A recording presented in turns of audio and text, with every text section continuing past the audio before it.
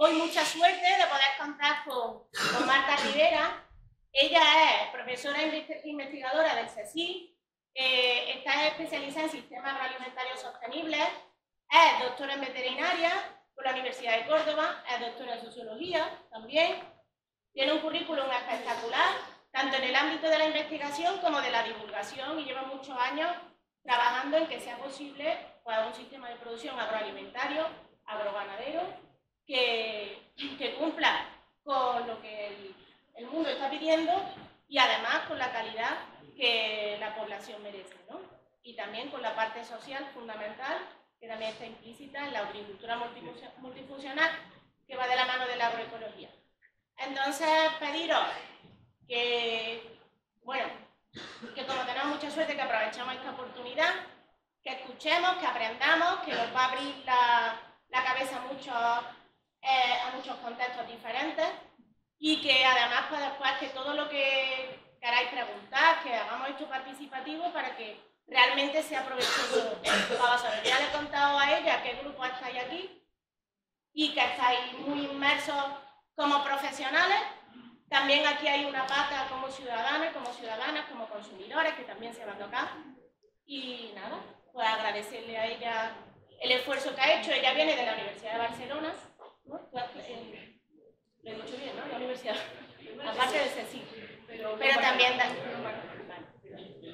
vale, que ella viene de Barcelona expresamente a esta charla, luego se va a Cabra con los compañeros de Felipe Solís, que están también conectados y atentos a lo que nos va a contar, así que, bueno, pues un privilegio tenerla, disfrutarla, y lo que vamos a hacer es abrir muchas cosas que después vamos a seguir trabajando, y si no ya lo veremos. Pues muchas gracias, Elena. Ya si están las compas de Cabra, pues la misma agradezco a Marian, que está por ahí, y a Noemí, que es una estudiante de Cabra, que fue un poco la que hizo el contacto, ¿no? Y bueno, decir que aparte de ella, bueno, que ya que estoy aquí, pues yo soy cordobesa, y esta fecha pues me viene conmigo. Bueno, pues a mí me había pedido Elena que, como tenéis este proyecto de agricultura multifuncional, pues vinculara un poco todo el tema de la agroecología, que es lo que trabajo yo, de una visión, ¿no?, de transformación de los sistemas alimentarios para hacer frente a todos los retos a los que nos estamos enfrentando hoy, donde la agricultura juega un papel crucial, o sea que realmente es importante que las personas que nos dedicamos al sector agroalimentario, ya sea desde la investigación, ya sea desde la puesta en práctica, ¿no?, en la finca, ya sea como técnico o como técnica, o sea, tengamos claro el rol tan fundamental que estamos jugando en realmente la viabilidad del planeta y la viabilidad de la supervivencia de la humanidad, ¿no? Yo creo que esto es muy importante porque a nivel social nuestro trabajo como actores y actrices del sector agroalimentario no está muy valorado, y nos lo tenemos que creer nosotras porque realmente juega un papel fundamental, ¿no? Yo creo que esto es como el principal mensaje clave que os tenéis que llevar un poco del día de hoy, ¿no? ¿Esto fue así? No. A ver, el técnico, nuestro amigo técnico, Rafa. ¿Cómo pasa? No sé. Dale para abajo. ¿Para abajo? Sí. ¿Pero cuál de los botoncitos que hay aquí? Ah, vale. Es que... Bueno, a mí me pidió Elena todo el tema de la agricultura funcional, y yo pensé, bueno, a ver... Perdona, no me he enterado. A ver, Rafa. Sí. Dale para... La flechita que no se ve... Ah, este lado, ¿no? Vale. Aquí, mira. Aquí. Arriba y abajo. Vale.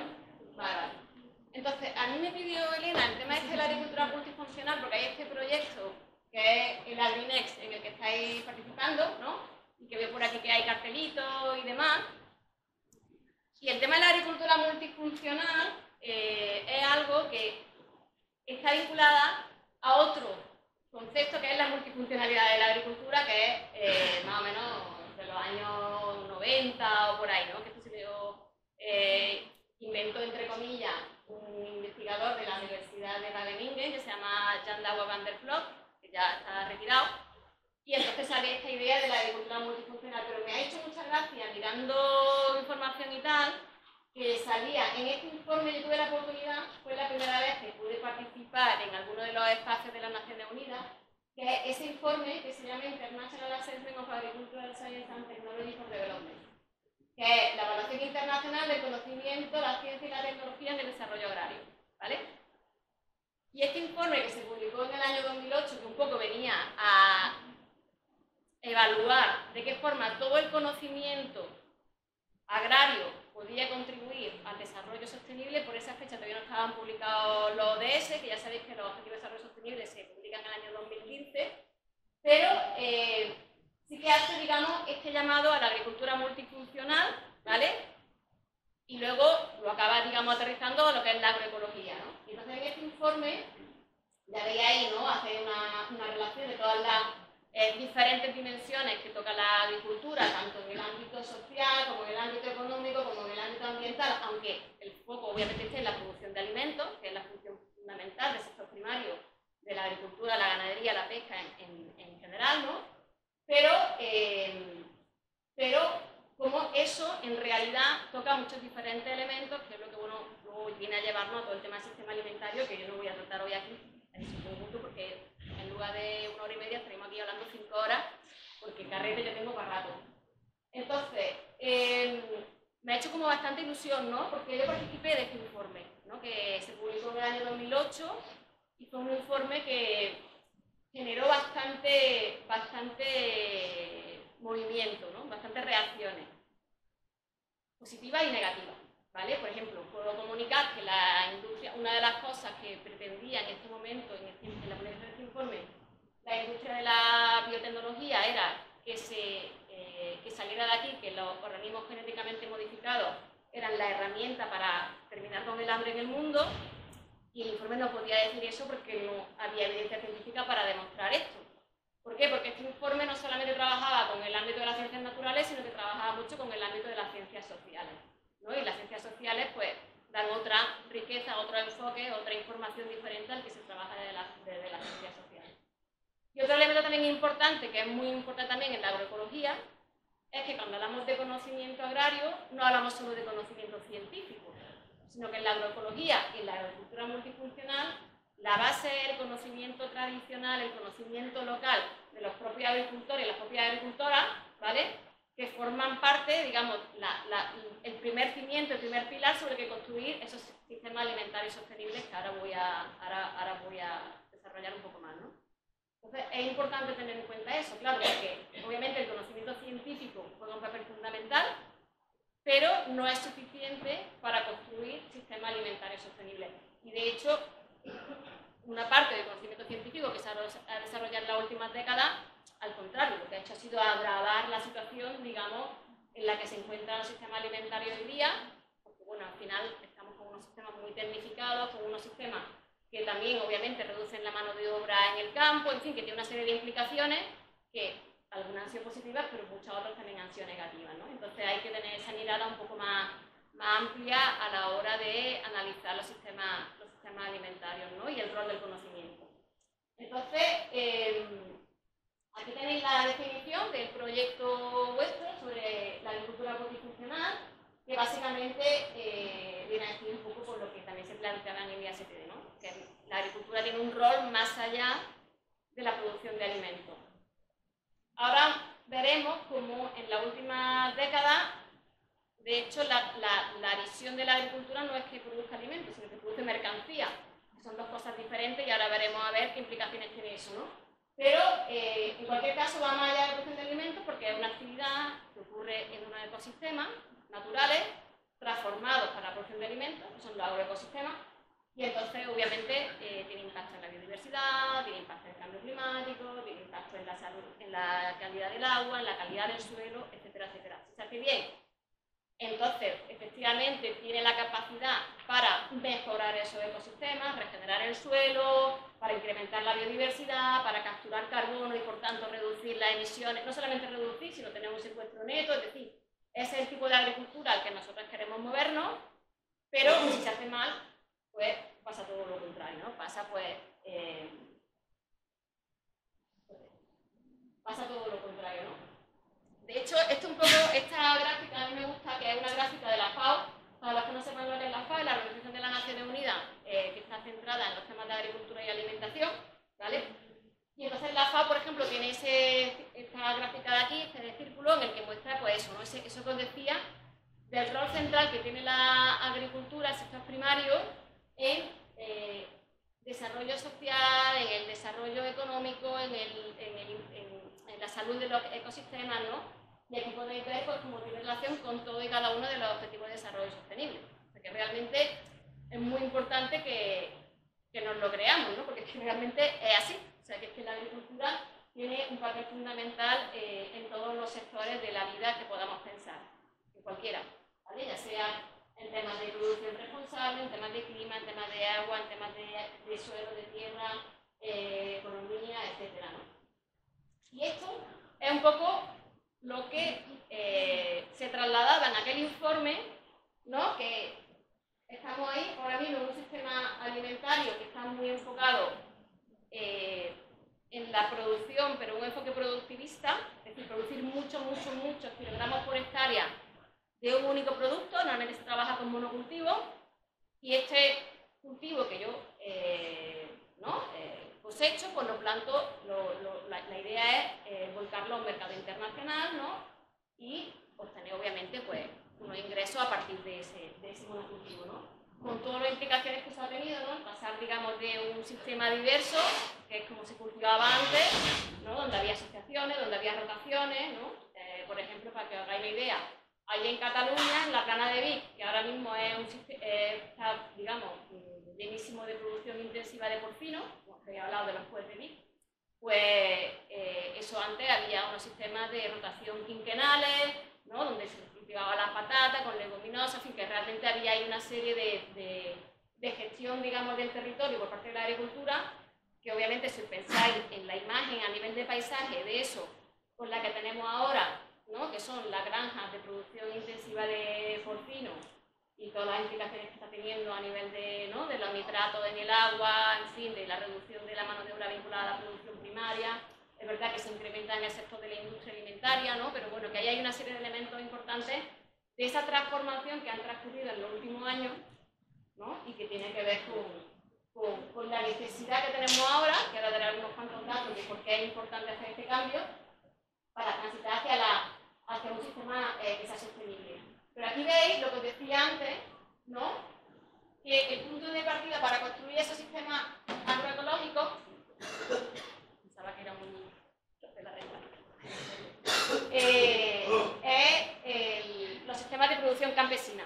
Y esto es súper importante que lo tengamos en la cabeza, porque es a partir de ahí donde podemos empezar a recuperar ciertas prácticas que sabemos que son sostenibles, que ahora, con los nuevos avances científicos, se ha probado que efectivamente son sostenibles y necesarias, y que, bueno, la ciencia nos ayuda a probar muchas cosas, pero si han estado durante 10.000 años funcionando, podemos pensar que son sostenibles cuando lo que tenemos ahora, que lleva desde los años 60, 50 años, empieza a generar tantos problemas, ¿no? O sea que realmente ahí yo creo que a nivel empírico está la cosa bastante clara, ¿no?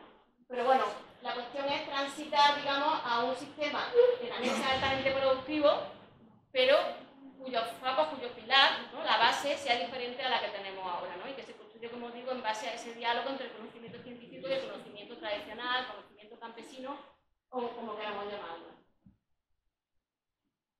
¿Vale? Ahora bien, lo que es súper importante, que esto no creo que lo vaya a decir nadie más, y por tanto lo voy a decir yo, es que entendamos que el sistema alimentario que tenemos a día de hoy no es fruto de una evolución natural. ¿Vale? El sistema alimentario que tenemos hoy se ha transformado, como os digo, fundamentalmente a partir de los años 60, ¿no? Fruto fundamentalmente de una serie de políticas, la más importante, la PAC, en el caso donde vivimos nosotros, la política agrícola comunitaria, que ha favorecido la intensificación, la industrialización y la internacionalización del sistema alimentario. Es decir, que el sistema alimentario que tenemos hoy, que es un sistema muy industrializado, altamente tecnificado, cuyo foco fundamental, y hablo a nivel global, es obviamente producir alimentos para un mercado, si puede ser, ya lo habéis visto, ¿no? El foco en la exportación, ¿no? Todo esto forma parte de un modelo de producción de alimentos y de distribución de alimentos que no es casual, que no es fruto de la evolución natural, ¿vale?, de los sistemas alimentarios, sino que, efectivamente, sobre todo, como os digo, la PAC, o sea, la PAC, para que os hagáis una idea, la reforma, me parece que fue la del 92, subvencionaba la salida de los pequeños agricultores que bajo sus criterios no eran rentables, no eran económicamente viables, ¿vale? Y entonces pagaba para que salieran, ¿no? Y ahora, por tanto, tenemos un problema claro, gravísimo. En España tenemos un 4% de la población agraria que se dedica a la agricultura. En la Unión Europea, en Cataluña, para cada día estamos en menos del 1%. O sea, imaginaros la situación en la que nos quedamos si hay tan poca gente que realmente se dedique a la producción de alimentos. O sea, la situación de vulnerabilidad es máxima, porque implicaría que dependemos de otros territorios para poder alimentarnos, que es un derecho humano básico, ¿no? O sea, que es fundamental. Entonces, si no comes, pues te mueres, ¿no? Entonces, es muy importante pensar que esos procesos de transformación se inician con la PAC. Obviamente la PAC nace en los 40, ¿no?, a final de la Segunda Guerra Mundial, con un objetivo claro, que era producir mucho alimento para una población que pasaba hambre porque había habido una guerra, pero además que con ese modelo de desarrollo había toda una intencionalidad de que la gente se volviera a la ciudad para poder, digamos, tener mano de obra para el desarrollo de la industria, ¿no?, del sector secundario. Ahora es verdad que estamos en una tercerización de la economía, el sector servicios tiene más peso, pero realmente había todo ese foco de producir muchos alimentos baratos para una población que del campo se movía a la ciudad para ser mano de obra de la industria y producir un desarrollo económico basado en este modelo, ¿no? Para que hagáis una idea, yo no sé si esto sigue siendo así en los libros de texto, pero cuando yo era pequeña, sí que me acuerdo que cuando se hablaba de que era un país desarrollado, pues un país desarrollado era aquel cuyo porcentaje del PIB, ¿no?, del Producto Interior Bruto, procedía fundamentalmente del sector secundario y terciario. Pero un país subdesarrollado es cuando realmente una parte importante de tu PIB procede del sector primario, ¿no? Entonces ya nos dice mucho de esa visión, ese enfoque de desarrollo es reduzcamos los ingresos, digamos, que hay en nuestra economía procedentes del sector primario de la agricultura, porque lo que nos interesa es desarrollarnos, que es obviamente participar fundamentalmente del ámbito de la industria, ¿no? Que, bueno, que está perfecto, o sea, esto no es ni bueno ni malo, esto es simplemente lo que había ocurrido y lo que ha facilitado que el sistema alimentario que tenemos a día de hoy sea el que es, ¿vale? Y yo creo que esto es muy importante porque de cara a pensar que hace falta transformarlo, y muchas veces nos parece que sea imposible transformar el sistema alimentario, pues el sistema alimentario se puede transformar porque ya ha sido transformado una vez.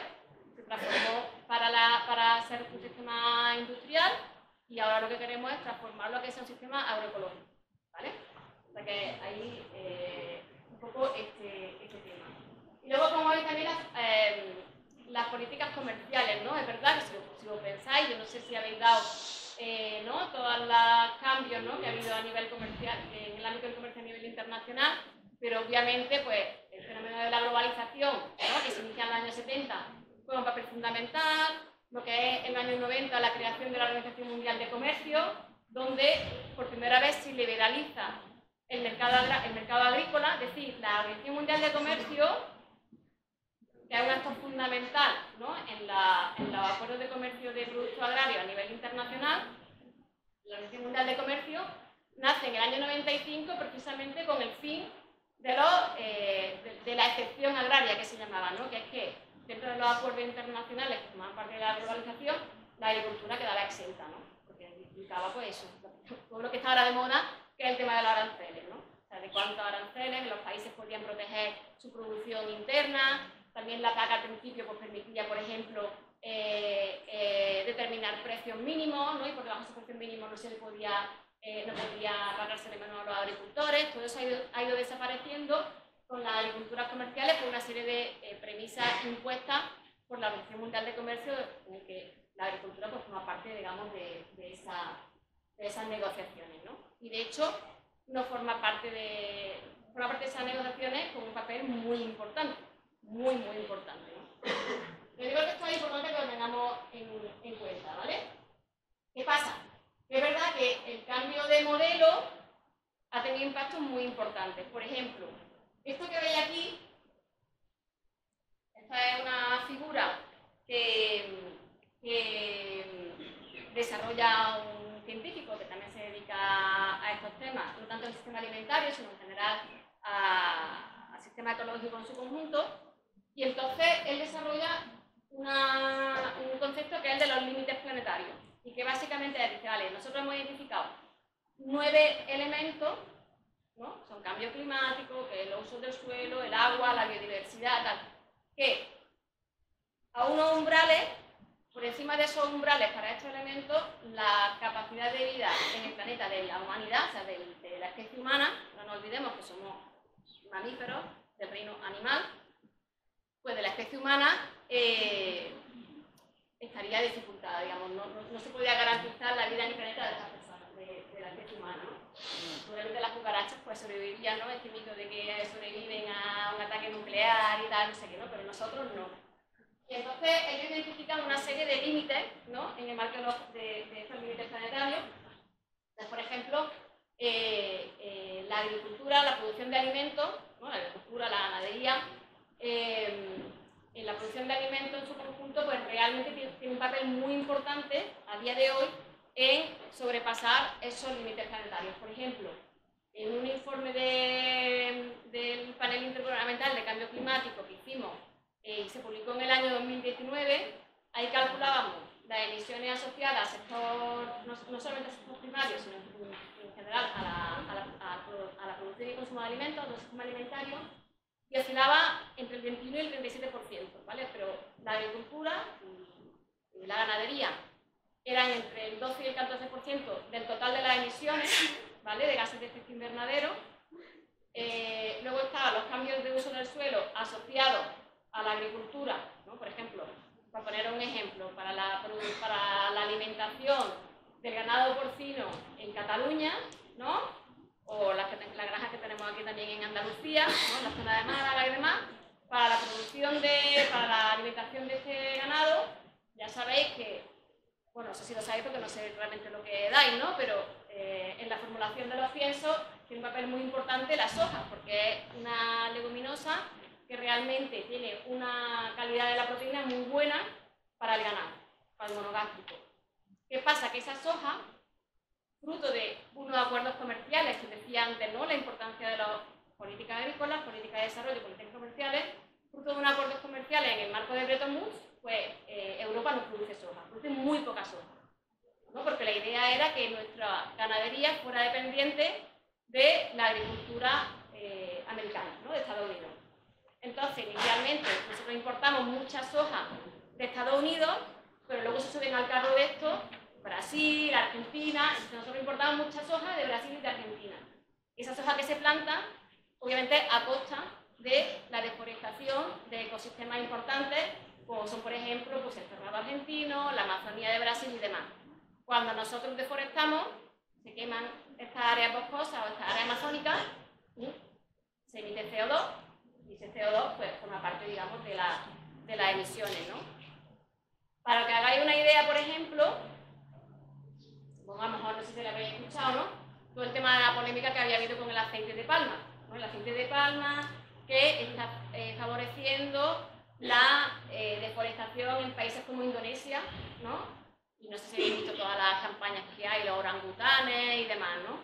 Pues esa deforestación vinculada al avance del aceite de palma, ya sea para la producción de bioetanol o ya sea para la industria alimentaria, porque ya sabéis que el aceite de palma tiene unas características fundamentalmente para la bollería y demás, que hace que sea como mucho más fácil, ¿no? Digamos, de manipular en la industria, pues ese aceite de palma ha hecho que, por ejemplo, países como Indonesia durante mucho tiempo fueran el tercer país con mayores emisiones de gases de efecto invernadero, que no es un país industrial, es un país agrícola. O sea, que realmente tiene un impacto muy fuerte, ¿no? Todo el tema este de la deforestación. Ya os digo que entre el 12 y el 14% del total de las emisiones de gases de efecto invernadero a nivel global, ¿no?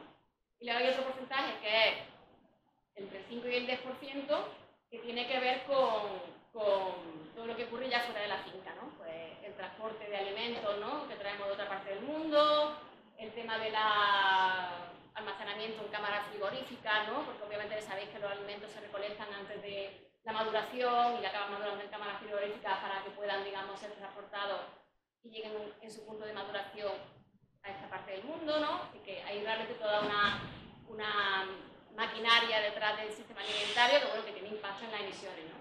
Entonces, claro, Es lo que os digo, digamos, el consenso científico actual está entre que 1/3 del total de las emisiones de gases de efecto invernadero está vinculada a la producción y al consumo de alimentos, ¿no? Y la parte de consumo es muy importante. Para que hagáis una idea,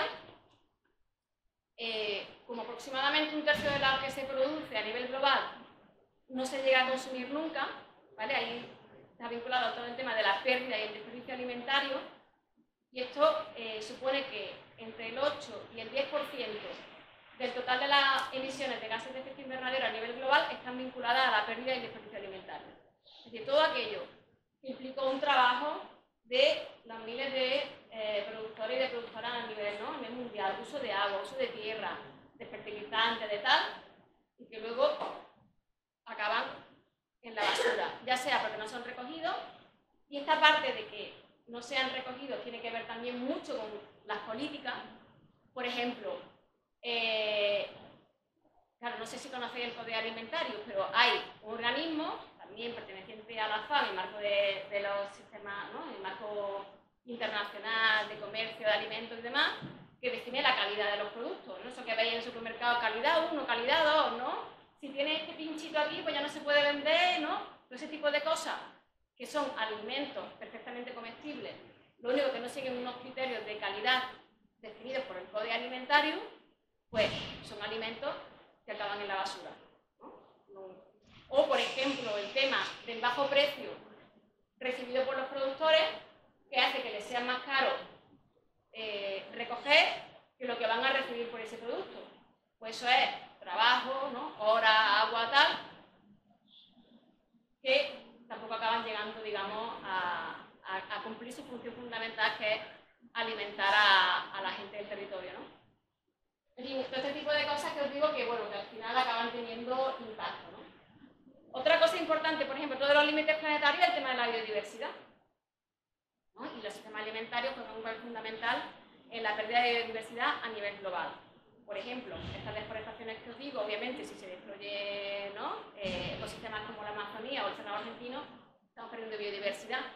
Pero también perdemos biodiversidad vinculada a la agricultura, ¿no? Todas las variedades tradicionales o todas las razas autóctonas ganaderas que se pierden porque el sistema alimentario está, como he dicho, muy enfocado a la productividad, y son razas y variedades que son muy resilientes en los ecosistemas en los que se desarrollaron, pero son menos productivas en términos de kilogramos por hectárea. Por tanto, el mercado ha hecho que se vayan, prefiriendo pues esas variedades más productivas y se hayan ido abandonando las variedades tradicionales y las razas locales. Consecuencia, pues hemos perdido miles y cientos de miles de variedades locales y razas autóctonas. En España tenemos varias razas autóctonas ganaderas en peligro de extinción. La blanca cacereña, en fin, diferentes razas, ya sean sobre todo de ovino, caprino, también alguna de porcino y de vacuno, ¿no? O sea que realmente es un problema grave al que nos enfrentamos, sobre todo en un contexto de incertidumbre como el del cambio climático. Es decir, que el cambio climático no solamente es que emitamos gases, sino que el sistema alimentario y la agricultura se tiene que adaptar a las nuevas condiciones climáticas, a los nuevos patrones de lluvia, ¿no?, a las temperaturas más elevadas y demás.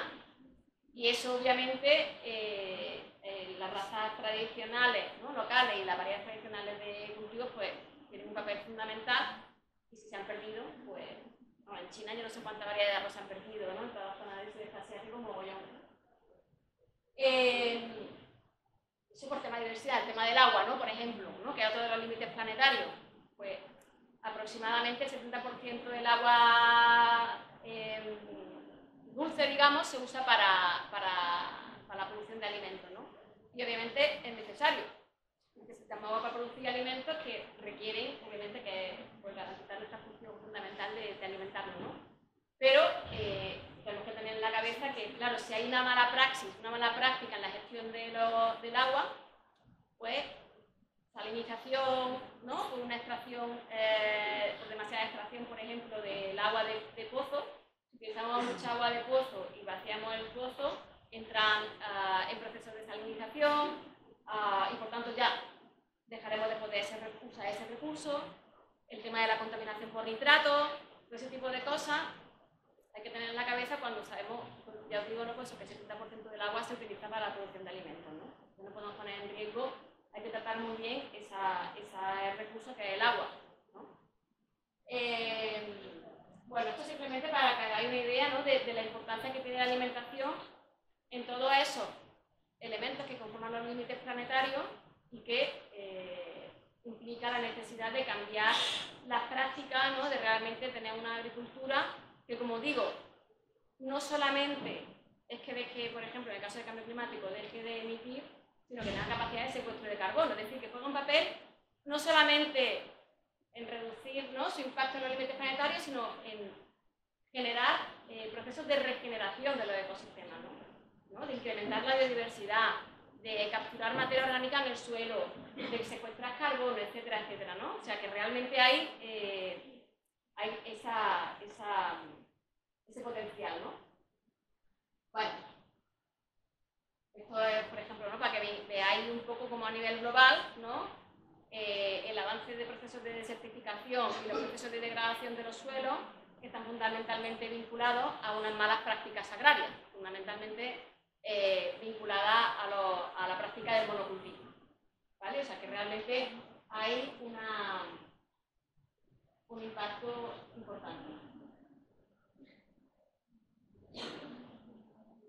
O, por ejemplo, el impacto que tiene este modelo, que os digo, ¿no? De internacionalización, de industrialización y de intensificación en la mano de obra agraria, ¿no? O sea, en la Unión Europea, el último censo agrario, que es del año 2005 hasta el año 2016, que se hace cada 10 años, ¿vale? Ya mismo tendremos el siguiente, se han perdido 4,2 millones de explotaciones agrarias, y la mayoría menos de 5 hectáreas. Es decir, al final, quien sufre más este modelo son los pequeños productores, ¿no? Que son los que tienen también menos capacidad para adaptarse a las condiciones necesarias para implementar este tipo de modelos, ¿no? Yo creo que esto es muy importante, porque además la tendencia que hay en la Unión Europea es a la reducción de este tipo de explotaciones. La superficie agrícola útil más o menos se mantiene igual, y lo que se incrementa de forma considerable son las explotaciones de más de 100 hectáreas, también favorecido por la PAC, porque la política agrícola comunitaria en el pilar 1 paga por hectárea, hace un pago por hectárea, por superficie. Por tanto, favorece los procesos de concentración de la tierra, porque cuantas más hectáreas, más subvenciones, ¿no? Esta es la típica cifra, ¿no? Aquí en Andalucía, de que la duquesa de Alba, ¿no? Pues una de las mayores receptoras de la PAC. Bueno, pues también ahí, eso obviamente está haciendo que este proceso, esta política que tenemos ahora, que os digo, juega un papel fundamental, pues incrementa también los procesos de desigualdad. Es evidente.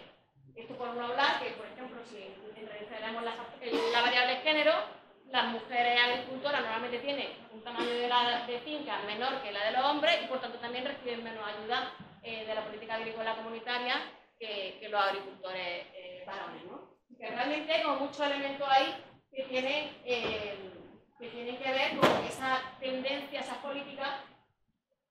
Bueno, ¿los crees? Pues vamos al revés, ¿no? Estos, por ejemplo, son los datos de España, ¿no?